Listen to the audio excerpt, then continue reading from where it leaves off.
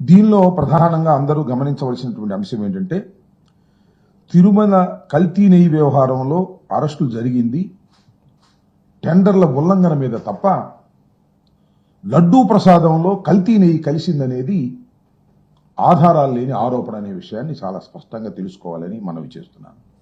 ఎందుకంటే ఈ వార్తలన్నీ చూస్తుంటే చంద్రబాబు నాయుడు గారు ఏదైతే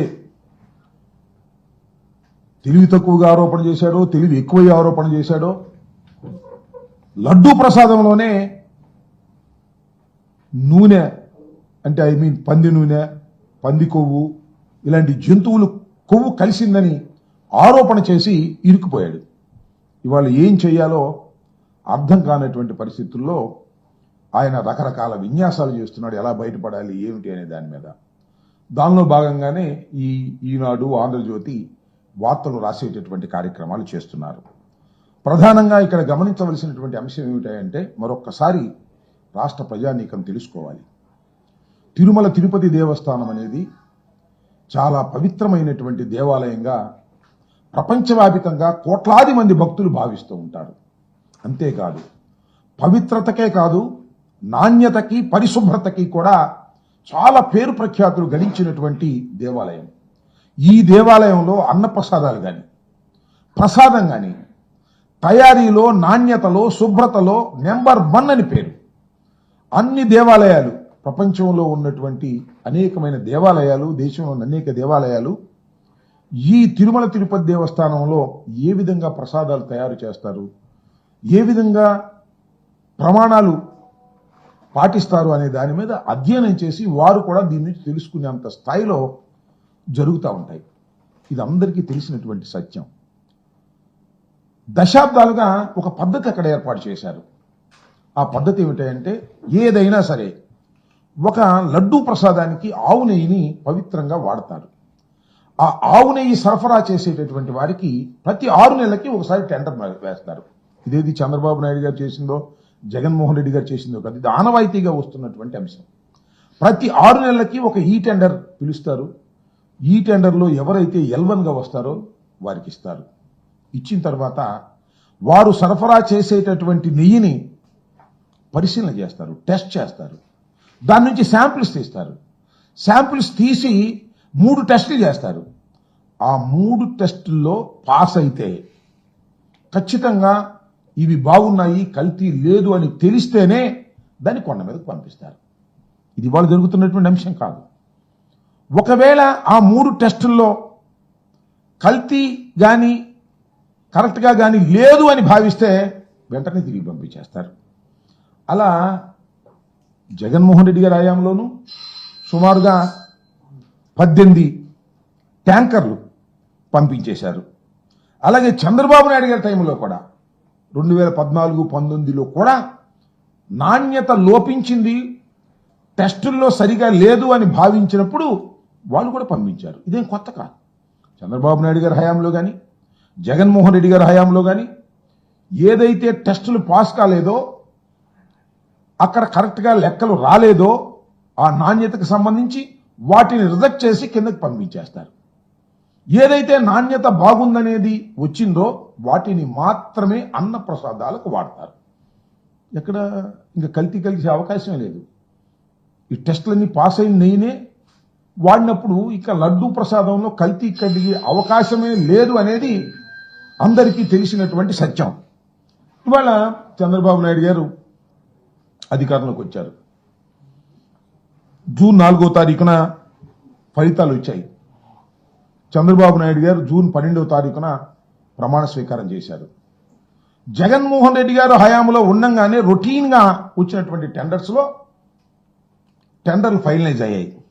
ఆ టెండర్లు ఫైనలైజ్ అయింది ఏఆర్ సప్లై సంబంధించినటువంటి వాళ్ళు సప్లై ఇవ్వడానికి టెండర్ ఫైనలైజ్ అయింది. వాళ్ళు సప్లై ఎప్పటి నుంచి చేయడం మొదలెట్టారు అంటే జూన్ 12, 21, 25, 4 ఇవన్నీ కూడా చంద్రబాబు నాయుడు గారు ముఖ్యమంత్రి అయిన తరువాత మాత్రమే సరఫరా ప్రారంభమైంది. ఆ సరఫరా ప్రారంభమైతే జూన్ 12, జూన్ 21, జూన్ 25, జూన్ 4 తారీఖుల్లో వచ్చినటువంటి ట్యాంకర్లన్నీ కూడా టెస్టులు చేశారు, శాంపిల్స్ తీసుకున్నారు, బ్రహ్మాండంగా ఉన్నాయని పంపించారు. ఆ తర్వాత జూలై 6వ తారీఖున, జూలై 12వ తారీఖున కొన్ని ట్యాంకర్లు వచ్చాయి.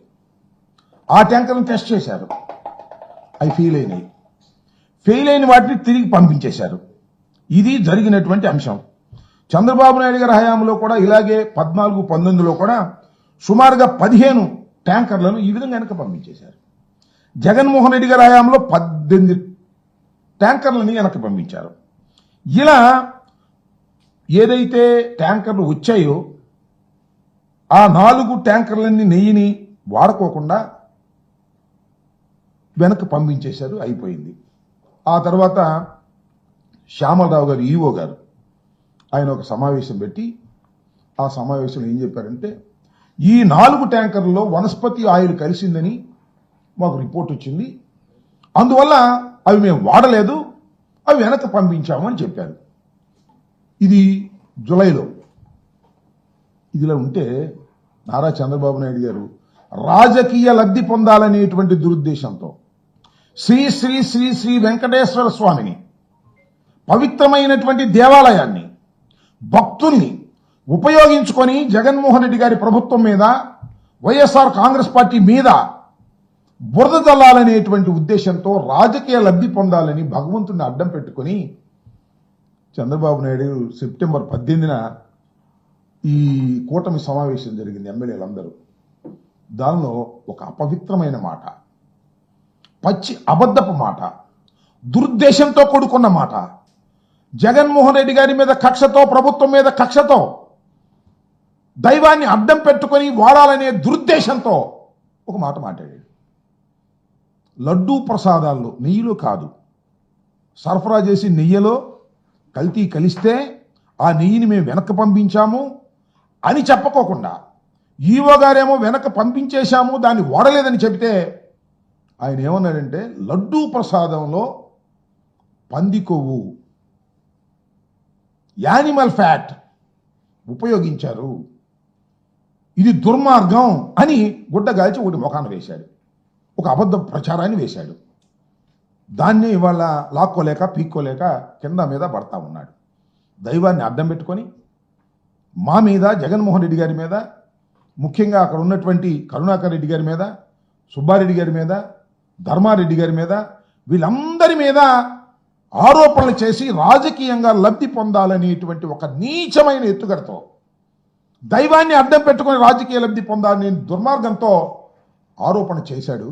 చిత్రమైన విషయం ఏంటంటే, అంతకు ముందే ఈవో గారు, ఆయన నియమించిన ఈవో గారే దిస్ ది యానిమల్ ఫ్యాట్ ఉందని మాకు తెలిసింది, ఆ 4 ట్యాంకర్లు తిప్పి పంపించాం. ఆ 4 ట్యాంకర్లు తిప్పి పంపించడం కొత్త కాదు. జగన్మోహన్ రెడ్డి గారి టైంలో 18 ట్యాంకర్లు తిప్పి పంపించారు. 2014-2019లో చంద్రబాబు నాయుడు గారి హయాంలో 15 ట్యాంకర్లు తిప్పి పంపించారు.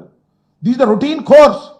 ఒక సిస్టమేటిక్గా, ఒక పగడ్బందీ వ్యవస్థ తిరుమల తిరుపతి దేవస్థానానికి ఉంది. అది ఎవరో ఏర్పాటు చేసింది కాదు, అనాదిగా వస్తున్నటువంటి సాంప్రదాయం. పైకి వెళ్ళేటటువంటి ప్రతి నెయ్యి ట్యాంకర్ని టెస్ట్ చేసి సక్సెస్ అయితేనే, రిపోర్ట్ సరిగా వస్తేనే పైకి పంపిస్తారు, లేకపోతే కిందకి తిరిగి పంపిస్తారు. ఇది ఒక ఆనవాయితీగా వస్తున్నటువంటి విషయాన్ని చంద్రబాబు నాయుడు గారు కోట్ చేసి దీని మీద రాద్ధాంతం చేయాలనేటువంటి ప్రయత్నం చేసిన విషయం మీ అందరికీ తెలుసు. ఎంత రాద్ధాంతం చేశారండి, నాకు అర్థం కాదు. జగన్మోహన్ రెడ్డి గారి మీద, ప్రభుత్వం మీద, ఈయనే కాదు, ఆయన మన పవన్ కళ్యాణ్ గారు కూడా వెళ్ళి సాక్షాత్తు మెట్లు గడిగాడు. అక్కడ మెట్లు గడిగి ఊగిపోయి గందరగోళం చేసి వెంకటేశ్వర స్వామిని అడ్డం పెట్టుకొని జగన్మోహన్ రెడ్డి గారి మీద బురదల అనేటువంటి ప్రయత్నాలు చేసినటువంటి సందర్భాన్ని ఇక్కడ నేను గుర్తు చేస్తూ ఉన్నా. ఇవాళ ఇక్కడ మీరు గమనించాల్సింది ఏంటంటే, సెప్టెంబర్ 18న చంద్రబాబు నాయుడు గారు ఇది చేశారు. తర్వాత ఏం జరిగింది, ఆయన ఒక సిట్ అని వేశాడు, 18న వేశాడు. 18న ఆయన చెప్పాడు, తీసుకొచ్చి 26వ తారీఖున అనుకుంటాను, సెప్టెంబర్ 25న, 18వ తారీఖున యానిమల్ ఫ్యాట్ జరిగింది, కల్తీ కలిగింది, లడ్డూ ప్రసాదంలో కల్తీ కలిగింది. ఎక్కడి దాకా వెళ్ళారంటే, ఈ లడ్డూ ప్రసాదంలో కల్తీ కలిగింది, దేశంలోని భక్తులందరూ ఈ లడ్డూ ప్రసాదాన్ని తినేశారు, కల్తీ అయిన దాన్ని అని చెప్పాడు. ఎక్కడ కల్తీ అయినట్టుగా ఆధారాలే లేవు. ఎక్కడ సక్సెస్ కానటువంటి నెయ్యిని కొండ మీదకి పంపించి వాడినటువంటి సందర్భమే లేదు. కానీ తినేశారన్నాడు. దాని దుప్పదగా పవన్ కళ్యాణ్ గారు అయితే ఆ రామాలయ ప్రారంభోత్సవానికి కూడా లడ్డూలు వెళ్ళి దానిలో కూడా ఇలాంటి కల్తీనే తీసుకెళ్లి పెట్టేశారు అనేటువంటి మాట. ఏ విధంగా అయినా సరే బురద జల్లాలనేటువంటి తాపత్రయంతో పచ్చి అబద్ధాలు భగవంతుడి పేరు మీదుగా వాడేశారు. చంద్రబాబు నాయుడు గారు 25వ తారీఖున కేసు నమోదు చేశారు. దీని మీద 26న రాష్ట్ర ప్రభుత్వం సిట్ వేసింది. చిత్రం ఏంటంటే సెప్టెంబర్ 18న చంద్రబాబు నాయుడు గారు ఈ అసత్యమైన ఆరోపణ చేసి 25వ తారీఖున సిట్ వేసి కేసు పెట్టి 26వ తారీఖున రాష్ట్ర ప్రభుత్వం సిట్ వేశారు. దీని మీద సుప్రీంకోర్టుకు వెళ్ళాం. ఇది అన్యాయం జరుగుతుంది, అక్రమం జరుగుతుందని సుబ్బారెడ్డి గారు సుప్రీంకోర్టులో ఫైల్ చేస్తే సుప్రీంకోర్టు ఏ విధమైన వ్యాఖ్యలు చేసిందో మీ అందరికీ గుర్తుండే ఉంటుంది. అది ఇదేంటి 18వ తారీఖున మీరు చెప్పడం ఏంటి? అసలు ఏ ఆధారాల మీద మీరు చెప్తారు? కల్తీ జరిగిందని ఏ ఆధారాల మీద మీరు చెప్తారు? ముఖ్యమంత్రి అయి ఉండి కూడా ఎందుకు ఇలా చెప్తారు అని సాక్షాత్తు సుప్రీంకోర్టే కోర్టులో బహిరంగంగా అడిగింది. మీరు ఏ ఆధారాలు లేకోకుండా లడ్డూ ప్రసాదంలో కల్తీ కలిసిందని ఎలా చెప్తారు? చెప్పిన తర్వాత విచారణ ఏంటి? ఒక ముఖ్యమంత్రి కలిసింది, తప్పు జరిగిందని చెప్పి ఆ ముఖ్యమంత్రి ఆధీనంలో విచారణ జరిగితే ఎవరైనా సరే దానికి వ్యతిరేకంగా రిపోర్ట్ ఇస్తారా అనేటువంటి ప్రశ్నలు సుప్రీంకోర్టులో అడిగితే తెల్లముఖం వేయాల్సినటువంటి పరిస్థితి ఏర్పడింది. తర్వాత ఆ సిట్టును సరిచేసి సిబిఐ డైరెక్టర్ నాయకత్వంలో ఆ సిట్టు జరగాలని మళ్ళా దాన్ని పునర్వ్యవస్థీకరించి కొత్తగా దాన్ని సిట్ని మార్చి వేయటం జరిగింది. దాని మీద విచారణ జరుగుతున్నటువంటి సందర్భం.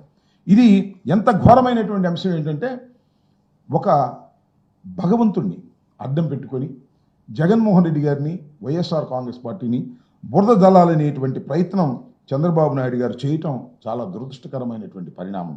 ఇవాళ కూడా ఏదో ఒక విధంగా ఇంకా అదే స్టాండ్ తీసుకుని అదే స్టాండ్ను తీసుకెళ్లి ప్రచారం చేయాలనేటువంటి ప్రయత్నం చేస్తున్నారు. చాలా స్పష్టంగా లోతుగా ఆలోచిస్తే ఎవరికైనా అర్థమయ్యేది ఒక్కటే, ఏదైతే వీళ్ళు తీసుకెళ్ళి మళ్ళా ఎన్డీబీఐకి పంపించారు రిపోర్ట్, దానిలో వాళ్ళు చాలా స్పష్టంగా చెప్పినటువంటి అంశాన్ని మీ దృష్టిలోకి తీసుకొస్తాను. వాళ్ళు ఏమంటారంటే, అయ్యా మా దగ్గర ఈ రిపోర్ట్ వచ్చింది, ఈ రిపోర్ట్ కిందే ఒక డిస్క్లైమర్ పెట్టారు. ఏమని డిస్క్లైమర్ పెట్టారంటే, ఆవులు ఆహారం సరిగ్గా తీసుకోకపోతే, మేత సరిగ్గా లేకపోతే కూడా ఇలాంటి రిపోర్ట్స్ వచ్చేటటువంటి అవకాశం ఉంది, ఇది పూర్తిగా నమ్మటానికి వీల్లేదని ఎవరైతే సర్టిఫై చేశారో ఆ సర్టిఫై చేసిన వాళ్ళే డిస్క్లైమర్ ఇస్తే కల్తీ కలిసిందంటాడు చంద్రబాబు నాయుడు గారు. నాకు అర్థం కాల. ఇవన్నీ ఏంటి? వాడనటువంటి నెయ్యి రిపోర్ట్లోనే ఈ విధంగా ఖచ్చితత్వం లోపించే అవకాశం ఉంది అనే డిస్క్లైమర్ వాళ్ళు ఇచ్చారు. తాము ఇచ్చిన రిజల్ట్స్ కొన్ని సందర్భాల్లో ఖచ్చితత్వం లోపిస్తుంది, కొన్ని సందర్భాలు ఎక్సెప్షనల్ సందర్భాల్లో ఖచ్చితత్వం లోపిస్తుందని ఎన్డీడీబీ రిపోర్ట్ ఇచ్చింది. ఏమని? దానిలో నెయ్యి వల్ల, అలానే ఆవాలు, అవిసెలు, సామాయిలు లాంటి వెజిటబుల్ ఆయిల్స్ వర్ణంలో ఆహారంలో ఇచ్చిన ఆవుల నుంచి వచ్చే పాలలో తయారు చేసే నెయ్యి వల్ల ఇలాంటి ఇబ్బందులు వస్తాయి అనేటువంటి మాట వాళ్ళు డిస్క్లైమర్లో చాలా స్పష్టంగా ఈ ఎన్డీడీబీ ఇస్తే దాన్ని పట్టుకొని వాళ్ళ రాద్ధాంతం చేయాలనేటువంటి ప్రయత్నం నారా చంద్రబాబు నాయుడు గారు కుట్రపూరితంగా చేస్తున్నారనే అంశాన్ని దయచేసి గమనించాలని, ఇదంతా కూడా సిట్టు జరుగుతున్నటువంటి అంటిది కూడా వాడని నెయ్యి మీద జరుగుతున్నటువంటి విచారణే తప్ప వాడిన నెయ్యి మీద జరుగుతున్నటువంటి విచారణ కాదు. లడ్డూ ప్రసాదాలలో ఏ విధమైన కల్తీ నెయ్యిని వాడారనేటువంటి ఆధారాలు కానీ అనుమానాలు కానీ లేకపోయినా నారా చంద్రబాబు నాయుడు గారు వాడేశారని, అది తినేశారని ఒక అపవిత్రమైనటువంటి ప్రచారాన్ని చేయటం చాలా దురదృష్టకరం. దీనికి ఖచ్చితంగా నారా చంద్రబాబు నాయుడు గారు మూల్యం చెల్లించక తప్పదు. ఇన్ని పచ్చి అబద్ధాలు శ్రీ శ్రీ శ్రీ శ్రీ వెంకటేశ్వర స్వామిని అడ్డం పెట్టుకొని చేయటం అనేది దుర్మార్గమైన విషయంగా మేము ఈ సందర్భంగా చెబుతున్నాం. రాష్ట్ర ప్రజానీకం కూడా ముఖ్యంగా శ్రీ శ్రీ శ్రీ వెంకటేశ్వర స్వామి వారి భక్తులు దీన్ని అర్థం చేసుకోవాలని, ఒక దుర్మార్గమైన కుట్ర దేవాలయాన్ని అడ్డం పెట్టుకొని చేస్తున్నటువంటి చంద్రబాబు నాయుడు గారి మనస్తత్వాన్ని అర్థం చేసుకోవాలని ఈ సందర్భంగా మీ అందరికీ కూడా మనవి చేస్తున్నాను. ఈఆర్ ఫుడ్స్ ప్రైవేట్ లిమిటెడ్ అనే సంస్థ సరఫరా చేయటం ప్రారంభించింది నారా చంద్రబాబు నాయుడు గారు ముఖ్యమంత్రి అయిన తర్వాత, ప్రమాణ స్వీకారం చేసిన తర్వాత మాత్రమే వారు సరఫరా చేయటం మొదలుపెట్టారు తప్ప జగన్మోహన్ రెడ్డి గారి టైంలో సరఫరా చేసింది కాదనే విషయాన్ని కూడా దయచేసి నోట్ చేసుకోవాలి ప్రజానీకమని ఈ సందర్భంగా నేను కోరుతున్నాను. ఇది ఒక రాజకీయ లబ్ధి కోసం నారా చంద్రబాబు నాయుడు గారు చేస్తున్న ఒక విషపూరితమైన నాటకంలో భాగంగానే ఇది ఉంది తప్ప మరొకటి కాదని ప్రపంచవ్యాప్తంగా ఉన్న భక్తులు తెలుసుకోవాలని కూడా ఈ సందర్భంగా నేను కోరుతున్నాను.